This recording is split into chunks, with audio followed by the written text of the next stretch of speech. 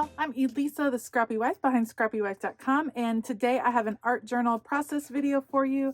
I am working in my Large Dilutions art journal, and today we're going to do a little bit of watercolor, which might be tricky in this particular journal, just because the paper has like a coating. It's pretty thick, so we'll just see kind of what happens. I'm going to try to make sure it lays pretty flat here. I have my June Davenport watercolors pulled out because I'm totally digging this color palette, and we'll just kind of see what happens. I will put you guys on fast forward and link everything that I end up using down below.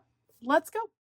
All right, so I sped this up a lot, but all I did was activate the watercolors with a little bit of water, and I am painting first with water. So I'm doing 2 circles here on the page, all in water, and then I'm just going to drop the watercolor in. And the look I was going for was glass ornaments, hand-blown glass ornaments, which are just really special to me and my husband. When we were dating, we actually went to Chicago together for a music conference, and we bought a couple of glass ornaments there that were just gorgeous in a window in downtown Chicago, and we bought them, and we've bought several since, and they're kind of our special thing. So I thought it'd be nice to try it to paint them. And so I like on the glass ornaments that we have just how just free and open they are in a way, like all the color just moving around. I think it's really beautiful. So that's kind of what I was going for with the watercolor, just dropping in some of the color, letting it kind of flow wherever it wanted to go and mix however it wanted to mix. I did have to dry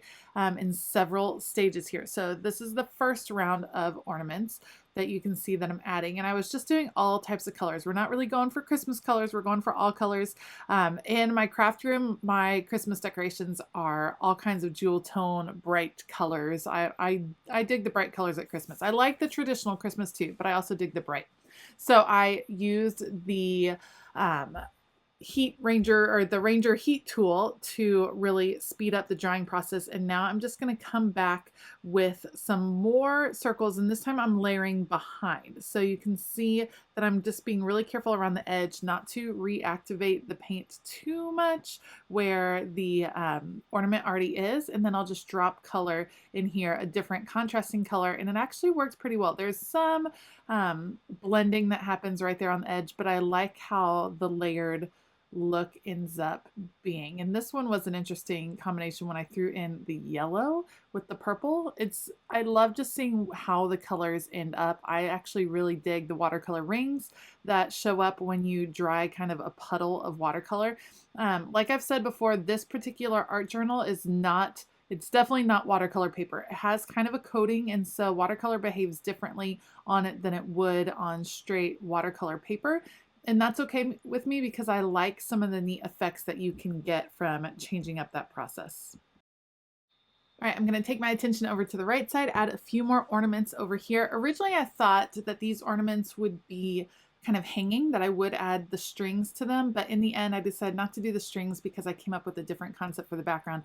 This one I totally dug because when I added the green and the blue, it had this kind of river look down the middle, and I think that it just turned out super cool behind. The patterns, like I said, are what really intrigued me. None of this is like anywhere close to professionally done. This is not necessarily how you do watercolors, but this is how I get a lot of enjoyment out of watercolors. And so I don't mind that it's, you know, maybe not for everyone. That's okay. The art journaling is for you because it's going to stay in that journal forever. Okay, I am going over each ornament with a Spectrum Noir sparkle pen. So these are sparkle, I don't know, watercolor pens, I guess you would say, brush pens. It's filled with basically a ton of sparkles. And so I wanted to go over each watercolor ornament and kind of use it to blend a little bit more because it is liquid. It will reactivate the watercolor, but also add sparkle, because what is a Christmas ornament without sparkle? I'm all about the sparkle. I did make sure in between, like when I would change colors, change ornament colors, I did wipe off the brush in between, or else it would have mixed all the different colors. It did end up with some more brush strokes in the ornaments, and I don't mind that.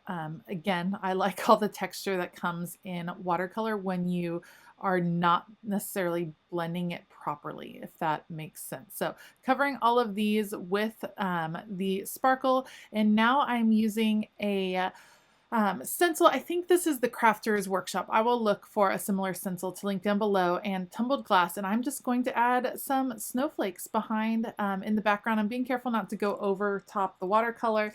It doesn't go perfectly well, but that's okay. But I'm just adding the snowflake background. I could have done this before, but I was afraid of using the Distress Oxide ink and that it would reactivate when you put the watercolor on top of it, and you would end up with a muddy color look.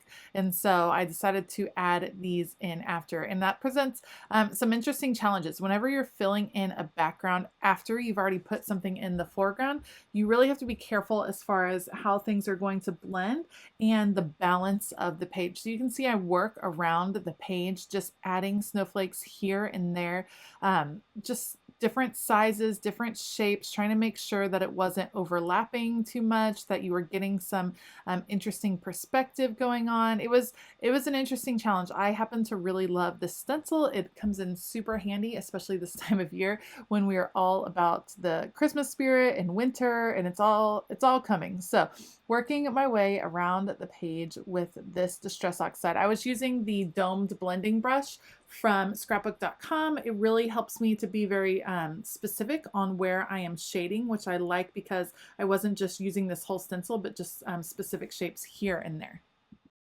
At this point, I was super happy with the spread, and then I struggled a little bit. These are the Jane Davenport glitzy glitter markers, and they're basically glitter paint pens, and they're great. And I used them to give each ornament just a more defined edge, but I'm not sure I was pleased with the results. I'm wondering if I should have gone and added some more decor on each ornament, meaning some sort of design with these, or maybe with a Sharpie.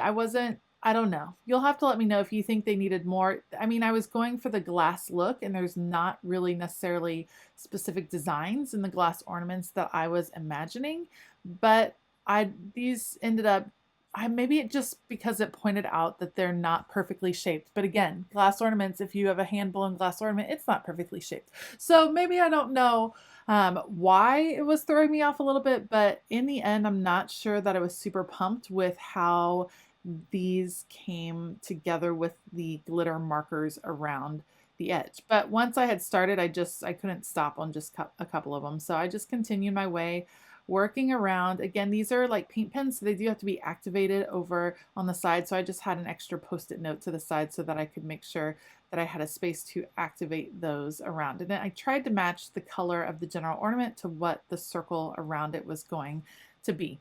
The last thing, or the next thing that I wanted to do would be to kind of make the ornaments look like ornaments by adding the little piece at the top that connects the ornament hook so that you can hang it. And I chose to use an Archer and Olive pen in the metallic gold.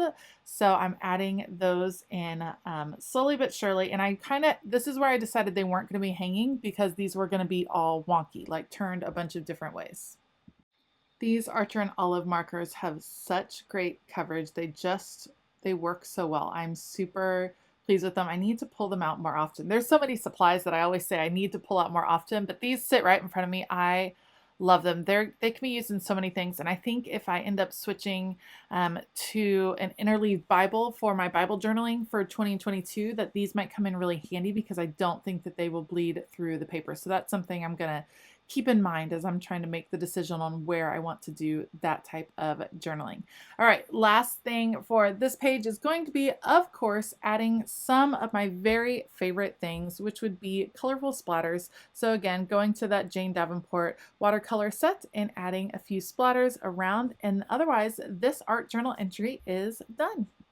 If you liked this video, please give it a thumbs up and consider hitting that subscribe button as well as the bell notification button. I will link all of the supplies I use down below. Heads up, some of those are affiliate links. It doesn't cost you any more, but it does go a long way towards supporting this channel. And I want to give a huge shout out to my Scrappy YouTube members. Thank you so much for all of your support. You guys are the absolute best. I hope that all of you have an absolutely wonderful day. And as always, keep it creative.